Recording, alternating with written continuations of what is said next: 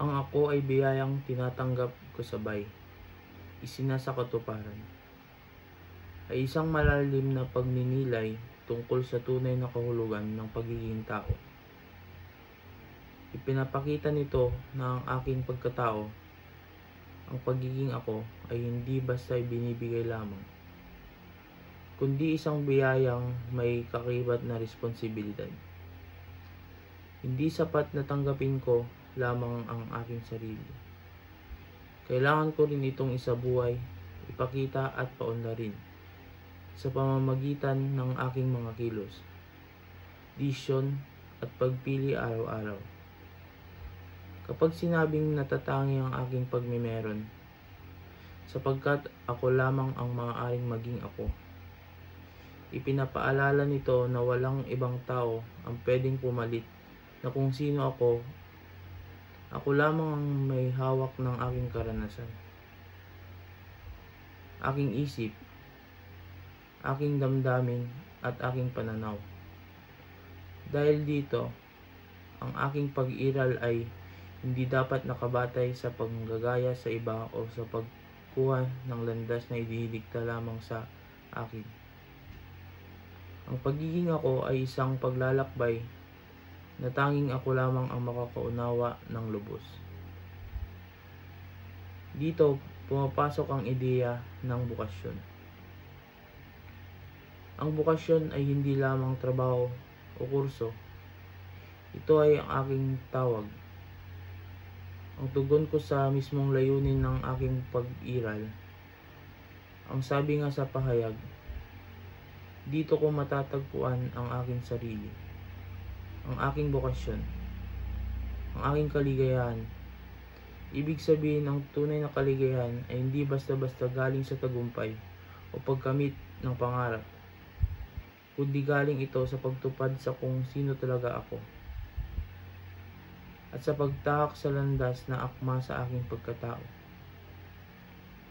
Kapag sinabi ring hindi nagiging ako kapag wala akong inaako, ito ay tumutukoy sa responsibilidad. Ang pagiging tao ay hindi lamang tungkol sa karapatan at kalayaan. Ito ay tungkol din sa pag-ako ng aking mga desisyon, pagtanggap ng aking pagkukulang at pagharap sa bunga ng aking mga pinili. Sa buhay, hindi ako biktima lamang ng sitwasyon. Ako ay may kakayahang pumili at mamili, at doon nabubuo ang tunay kong katauhan.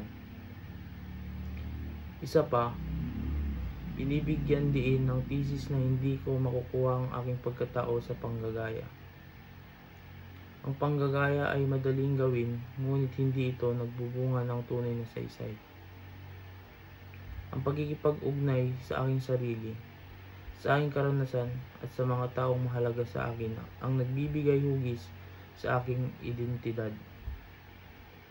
Doon ko nalalaman kung ano ang dapat pahalagahan, kung saan ako dapat tumugon, at kung ano ang layunin ko sa buhay.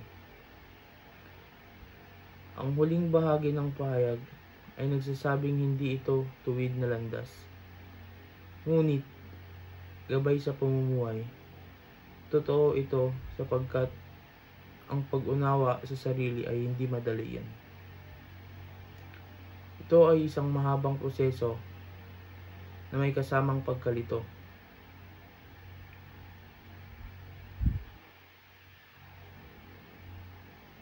Pagkatuto, pagkakamali at pag-unlad. Ngunit ang mahalaga ay may direksyon ako.